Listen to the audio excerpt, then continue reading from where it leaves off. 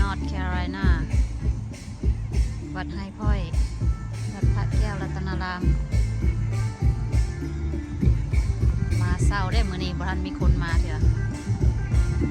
บ่ทันมีคนมาหลายเดือนสันดอกมีอยู่เบิ่งเด้อมื้อนี้ว่าเพิ่นสิเฮ็ดหยังแด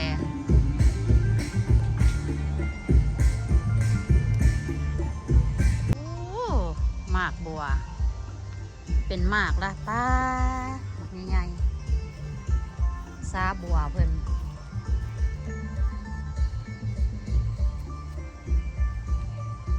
ใบบัวใบบางใหญ่ก็อยู่ใกล้ๆนี่บ่เห็นไปถ่ายอยู่บ่ไกลๆเบิ่งหมากบัวเด้อพี่น้องเป็นหมากละเด้อเด้อจนแห้วใบบางใหญ่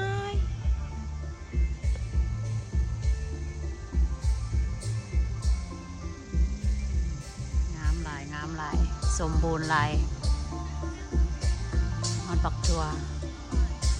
บุญสมโพธิพระมาถ่ายให้เบิ่งถ่ายบรรยากาศ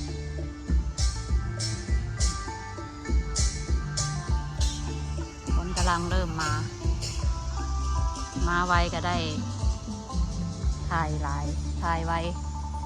เปียกไปแล้วน้ำหมอก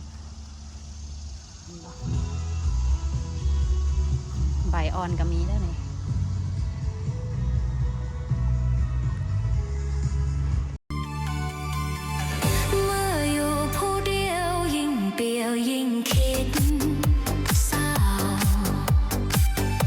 เวลานอกคณะนอกสิได้แห่แหนเพื่อนกังพระเดชพระคุณพ่อแม่ครูบาอาจารย์มาห่วมในงานบุญมื้อนี้อันนี้เป็นบอลเพิ่นโฮสเด้อนี่เด้อแต่วิทย์บาสิได้13และกามุ่นมาจากหลักจอเจีย3องค์บอลเพิ่นโฮสพระคุณมหาเที่ยงเจ้าอธิการมื้อนี้เพิ่นเฮ็ดกองโฮสเด้หลักโคลิเลียนอกคณะนอกและการยะทานซาดำและกามหาน้องทรายมหายานอกคณะนอยและกามาจากวัดโอไฮโอยาทานีพะวงอะไรและกาอาจารย์ไงบุญสู้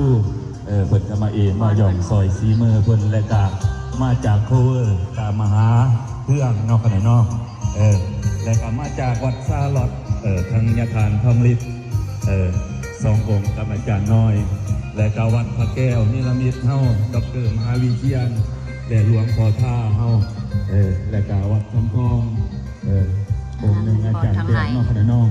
เอาจังสันพวกขน้อยกับกรรมการเด้อนี่เด้อทำนายบอลเพิ่นสิส่งอามินโฮดพระสละโอกาสอันมีคุณค่ามาให้เบิ่งคักเด้อนี่เด้อให้เบิ่งข้างในนำงานกองโฮดน้องโฮดสูงแค่หน่อยจังสันโดยการนำพาของพันลันโมเกนพันพรมนตรีปาดสมใจพวกขน้อยคณะกรรมการวัดสะพองผมมกดใจเด้อสุบุสุคนที่เอาจิตใจใส่เด้อคณะเด้อบ่ทีมบ่ป้ากันแต่ว่าในพวกเอื่อยเพิ่นก็มาเฮ็ดมาสร้างซอยกันคือว่ามากาเกียรติวัดว่าอารามวัดที่ดีเดินดำย้อนบ้านสวยอุปถัมภ์เพิ่นว่าชาวประชาชนเฮาสิอยู่ยืนไปใดก็เพราะอาศัยด้วยศีลธรรมนำสวยวัดกับบ้านคงผูกมันสิคงคำคู่กันพี่น้องคือว่าอยากได้บูชาต้นบารมี$50ต้นใหญ่ก็หน่อยเพิ่นก็เฮ็ดแต่10ปลายกว่าต้นนึงเนาะก็ได้ให้ญาติพี่น้องเฮาได้แห่ได้แหนเป็นสิริมงคลก็หน่อยจังสันคันมาฮอดจอดถึงแล้วกระเซินมาบุญนำไออรไทยมันคงพอพมารีเพิ่นก็มื้อนี้สิเป็นซูเปอร์รถและก็มหาสมพรเป็นผู้ต้นอ้อยต้นกล้วยต้นนอกนอกตัวใดอ่านใบปางน้ำอีกเพิ่นสิรินเสียงก็คักคือเพิ่นเทศคือเก่าบ่ได้มหาสมพรก็ได้จังซั่นข่าวว่ามาหอดกะขอเชิญญาติพี่น้องเข้ามาอยู่ในศาลานี่ก็เสียวมาจากบริเวณต้นเสียสิงของมกขอบใจทางนั้นกะทางใหญ่เฮาห้องบอร์ดไดเรคเตอร์ให้นำกับเฮ็ดทางนี้ไอสมก็มาจากคณะโพลิสคุณของมกขอบใจทางอ่านเฮาทางนี้ก็เอื้อใหญ่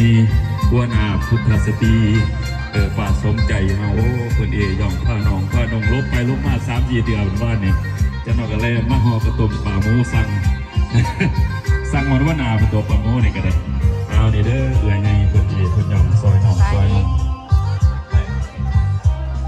กำลังเริ่มมาสบายดีกลัวไม่กลัวกำลังแต่งมาค่ะ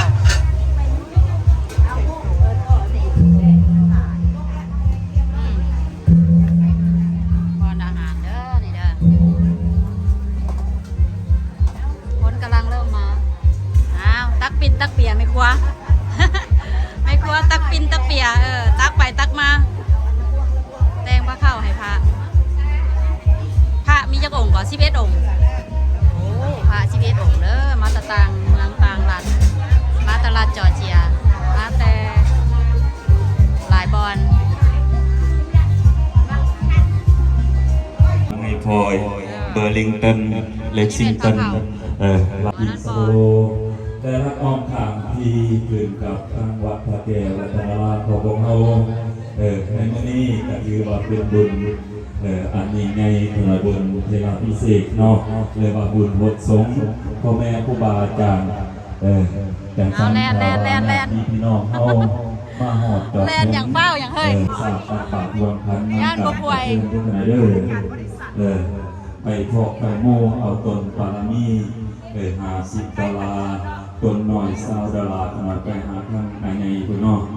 ไอแสงไอน้ำไอพอดใจได้ขึ้นยศขึ้นสันคือบานเฮาเพื่อเสริมปารามีให้กำลังใจเบิ่งเนาะพวกคณะกรรมการพวกเฮาจึงได้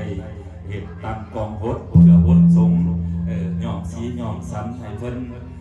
ทั้งน้องเพิ่นอยู่วัดอยู่